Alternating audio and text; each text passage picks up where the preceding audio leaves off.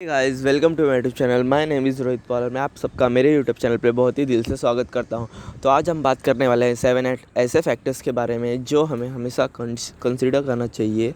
कोई भी शेयर्स खरीदने से पहले, हम कोई भी ट्रांजेक्शन कर रहे हो शेयर मार्केट में, हमें इन 7 फैक्टर्स को हमेशा कंसिडर करना चाहिए कोई भी शेयर खरीदने से पहले। तो आज हम उसी पॉइंट्स के बारे में बात करने वाले हैं।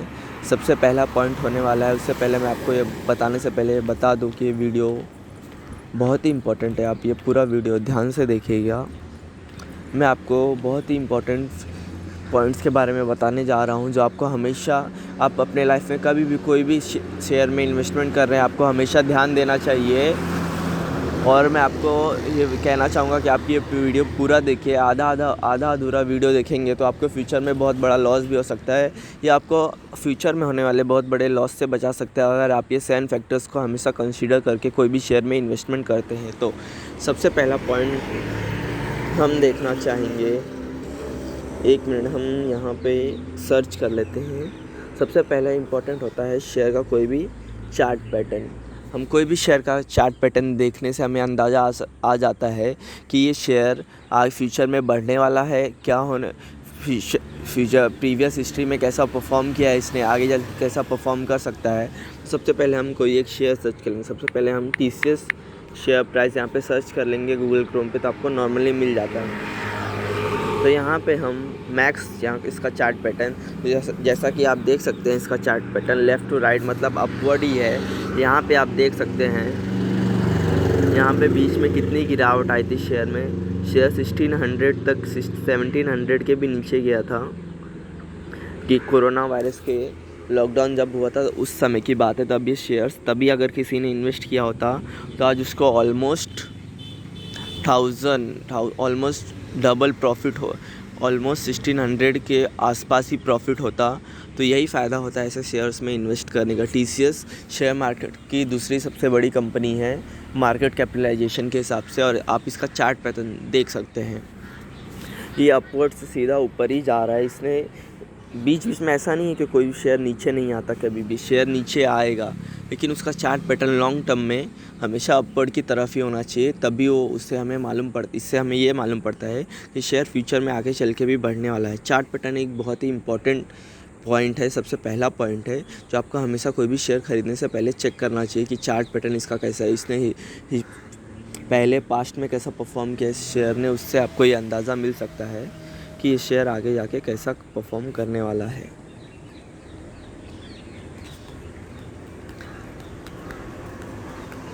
आप यहाँ पे देख सकते हैं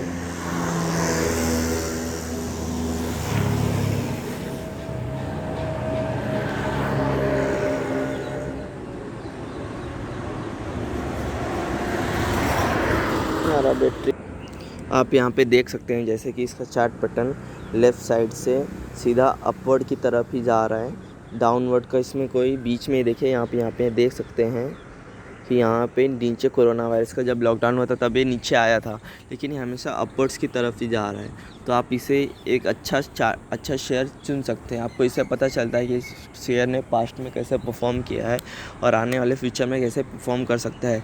इस शेयर मार्केट की दूसरी सबसे बड़ी कंपनी है, तो आपको ये ध्यान देना चाहिए कि शेयर कैसा शेयर के सबसे पहले चार्ट पैटर्न, जैसा कि मैंने आपको बताया सबसे पहला चार्ट पैटर्न। आपको मैं अभी एक दूसरी ऐसी कंपनी सर्च करता हूँ। चलिए मैं सर्च कर लेता हूँ आरकॉम। ये देखिए, अभी यहाँ पे आप इसमें वॉलेटिलिटी देखिए कितनी है इस शेयर में। अब मैं आपको इसका मैक्स चार्ट पैटर्न दिखा देता हूँ। देखिए यहाँ पे 2007 में अपने टॉप पर था और 2007 से कंटिन्यू ये गिरते हुए चला आ रहा है, कंटिन्यू।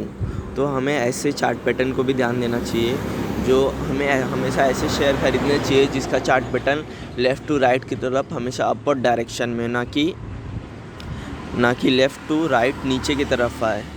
लेफ़्ट टू हमेशा ऊपर, राइट की तरफ ऊपर की तरफ ही जाना चाहिए, ना कि लेफ़्ट टू नीचे की तरफ आए। वैसे शेयर से हमें दूर ही रहना चाहिए। रिलायंस कम्युनिकेशन आपको पता ही होगा, अनिल मुकेश अंबानी के भाई, जो हमारे देश के सबसे अमीर आदमी हैं, उनके भाई की कंपनी है ये। आप देख सकते हैं इसका max to max chart pattern ये कंटिन्यू गिरते हुए ही आ रहा है। तो आपको यही कहना चाहूँगा कि ऐसे शेयर से दूर ही रहें। और हम नेक्स्ट पॉइंट की बात करते हैं। ये पॉइंट नंबर हो गया 1 मिनट, ये पॉइंट नंबर हो गया 1 कि चार्ट पैटर्न को हमें हमेशा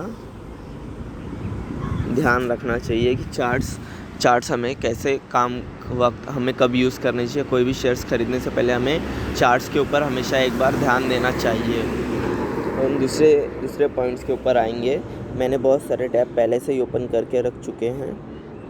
अब हमारे शेयर होल्डिंग पैटर्न के ऊपर, तो यहाँ पे मैंने पहले ही NSE इंडिया की वेबसाइट ओपन करके रखी है। यहाँ पे मैंने TCS का शेयर ओपन कर लिया है। तो यहाँ पे मैं आपको दिखाना चाहूँगा ये शेयर का आप हाई देखिए,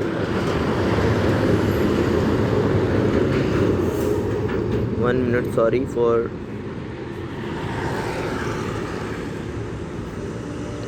ये शेयर का लो देख सकते हैं आप। 3 अप्रैल 2020 जबकि कोरोना वायरस का लॉकडाउन अनाउंस हुआ था मार्च के बाद, तब 1650 रुपीज़ तक ये गिरा था 3 अप्रैल 2020। और ये शेयर मार्केट के साथ चलने वाले शेयर हैं। तो आप देख सकते हैं इन्होंने 25 जैन को जैसे जैसे मार्केट हाई लगा रहा था वैसे वैसे इस शेयर ने भी हाई लगाए हैं। और इस शेयर का प्राइस आप देख सकते हैं 3196 जो आज का प्राइस है। और इसका टॉप 25 जैन को इसने अपना 52 भी हाई लगाया था। कंपनी इन्फॉर्मेशन में इसके आते हैं और यहाँ पे हम देखेंगे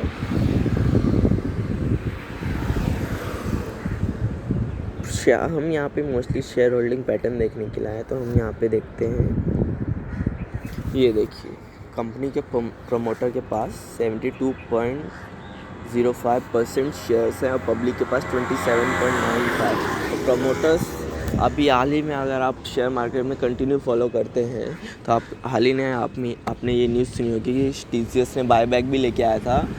समथिंग 16,000 करोड़ का बायबैक था और 3,000 पे बायबैक लाया था TCS ने।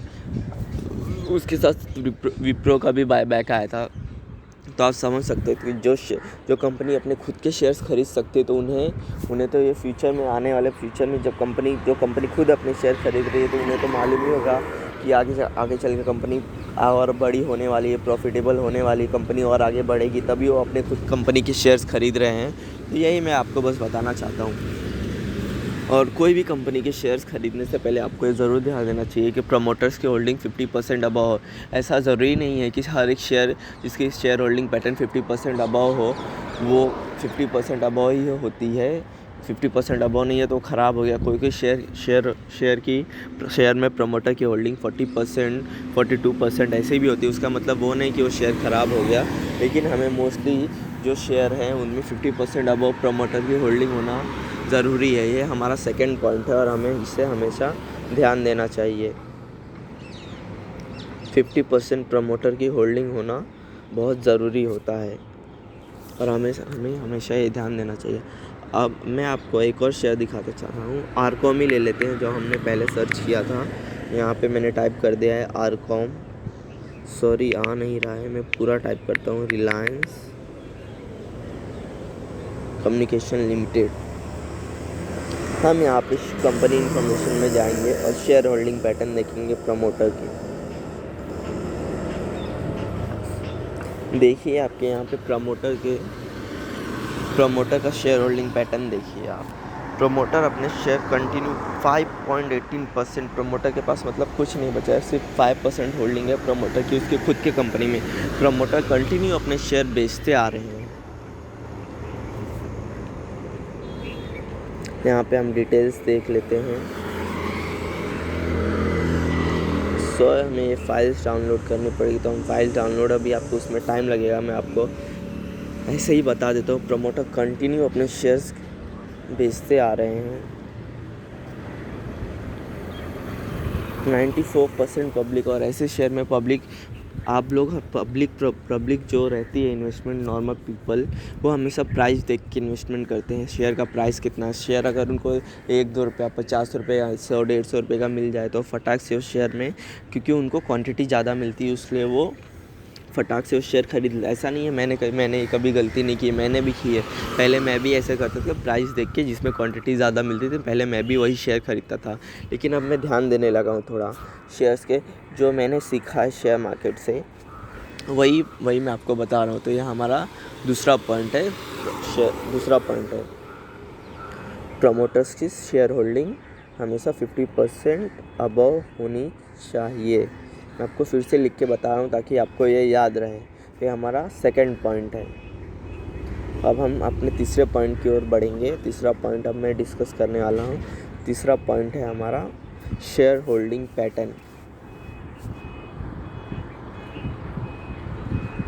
यहाँ पे मैंने HDFC का शेयर, माफ़ कीजिएगा, अब मैं आपको तीसरा पॉइंट बताना चाहूँगा। तीसरा पॉइंट है हमारा प्रमोटर्स की प्लेजिंग। प्रमोटर्स ने शेयर कितने प्लेज किए, मतलब प्रमोटर ने शेयर कितने गिरवी रखे। तो यहाँ पे हम देख सकते हैं प्रमोटर ने ऑलमोस्ट अपने सारे शेयर बेच ही दिए। तो हम यहाँ पे अपने दूसरे शेयर्स अदानी एंटरप्राइजेस सर्च कर लेते हैं। स्पेलिंग मिस्टेक हो गई। अदानी एंटरप्राइजेस हम सर्च कर लेते हैं और यहाँ पे हम प्रमोटर्स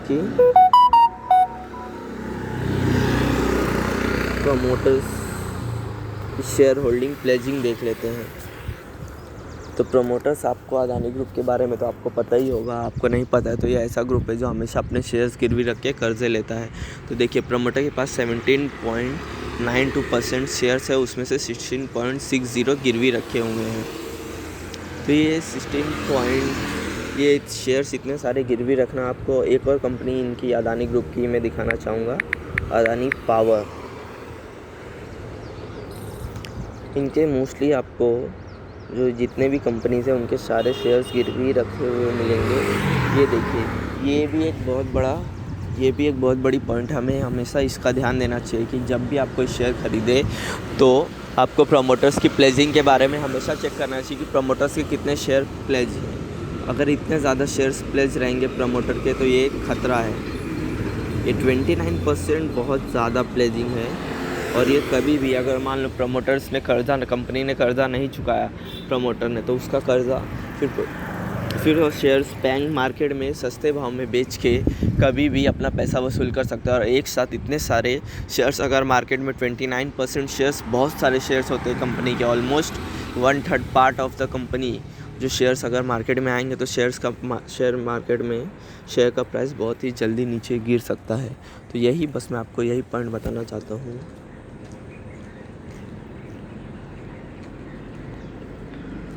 कि कोई भी शेयर खरीदने से पहले आपको प्रमोटर्स की प्लेजिंग हमेशा ध्यान देना चाहिए, वरना आपको फ्यूचर में लॉस हो सकता है।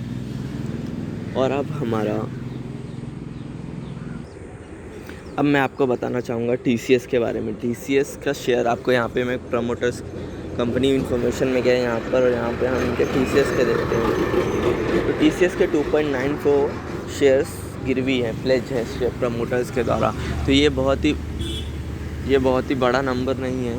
और हमें इतना प्लेजिंग चलती है, इतनी 2.2%, 3%, 5% इतनी प्लेजिंग चलती है, लेकिन 29% जो मैंने आपको अभी अदानी पावर में दिखाया था वो बहुत ही ज़्यादा है। तो बस मैं आपको यही कहना चाहूँगा कि प्रमोटर होल्डिंग 50% अबव, ये हमारा सेकंड पॉइंट था, प्रमोटर प्लेजिंग। इन पॉइंट्स का हमें हमेशा ध्यान देना चाहिए।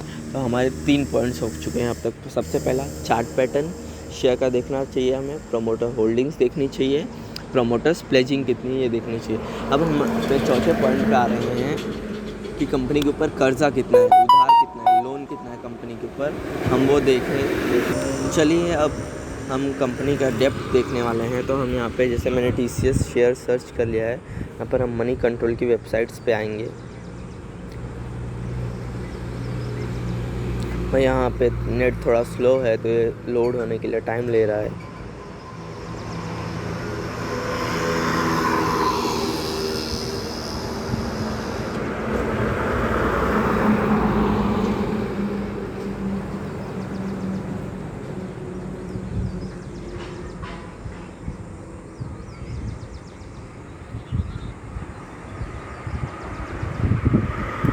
यहाँ पे हम एक बार सर्च कर लेते हैं, 1 मिनट।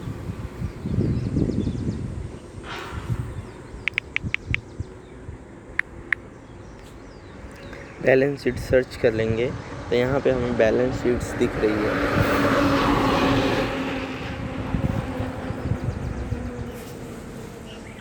यहाँ पे एक ऐड आ गया था, उसके लिए माफ़ी चाहूँगा, ऐड्स तो आते रहते हैं।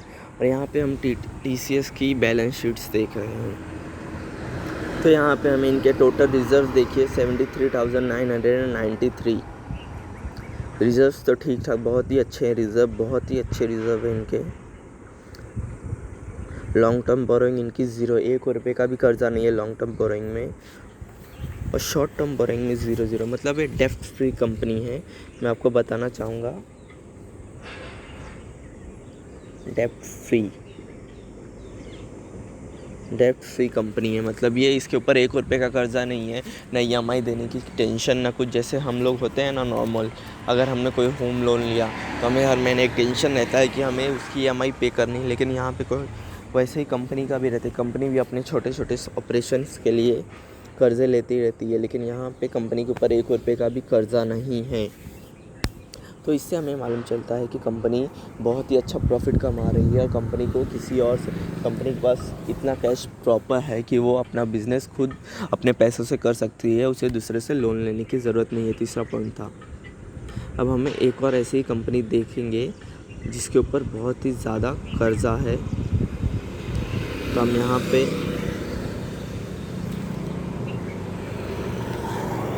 आ जाते हैं और न्यू टैब ओपन करके हम यहाँ पे आरकॉम बैलेंस शीट सर्च कर लेते हैं। यहाँ पे हम सर्च कर रहे हैं, यहाँ पे ओपन हो गया है। रिजर्व सरप्लस देखिए नेगेटिव में चल रहे हैं यहाँ पे। ये कोई भी शेयर के लिए बहुत अच्छी बात नहीं होती रिजर्व एंड सरप्लस नेगेटिव में जाना।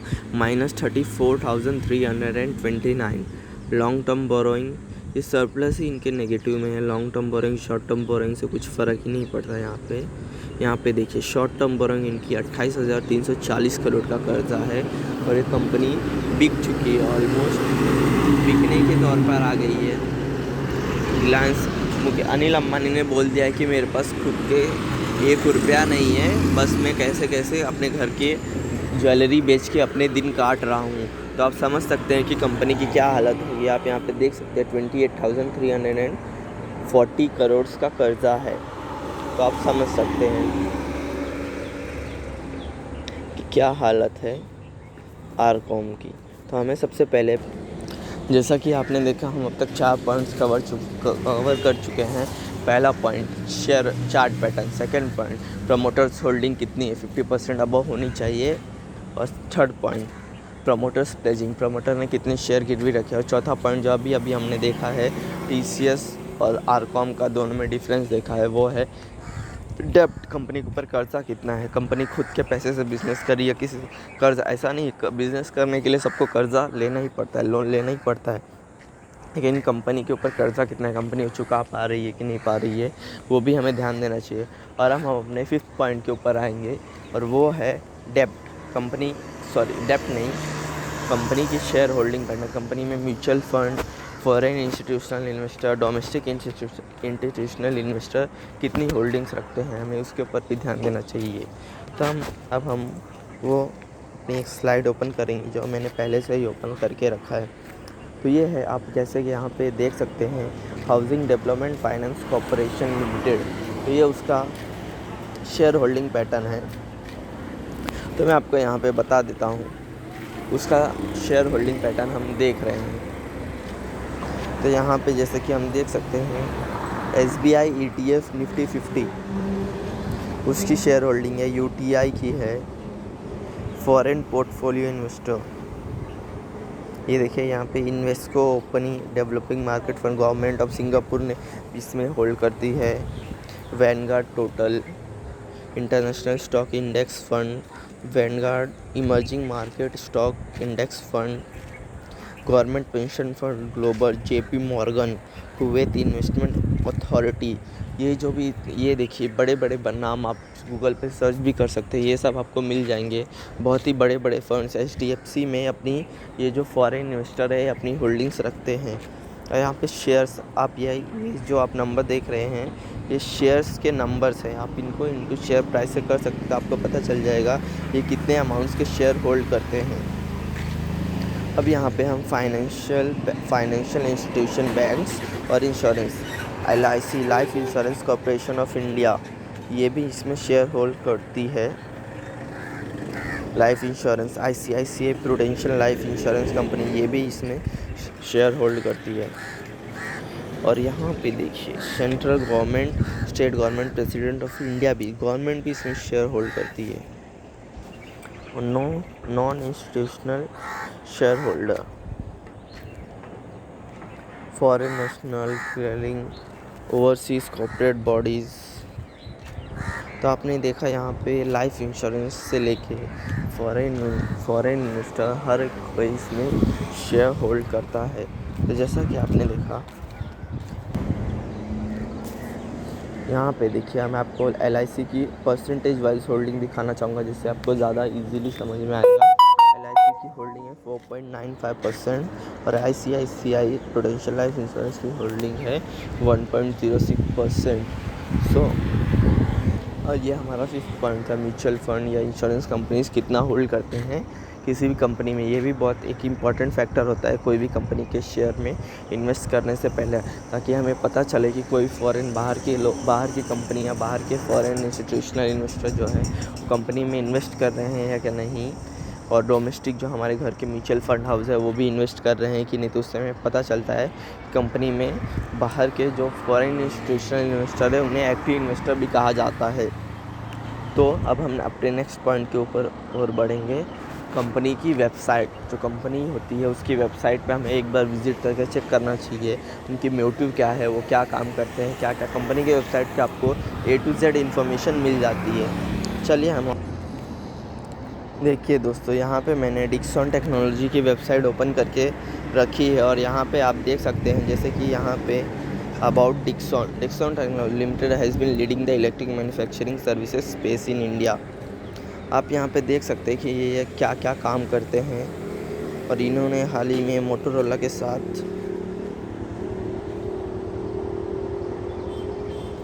हम मेन्यू पे क्लिक करेंगे।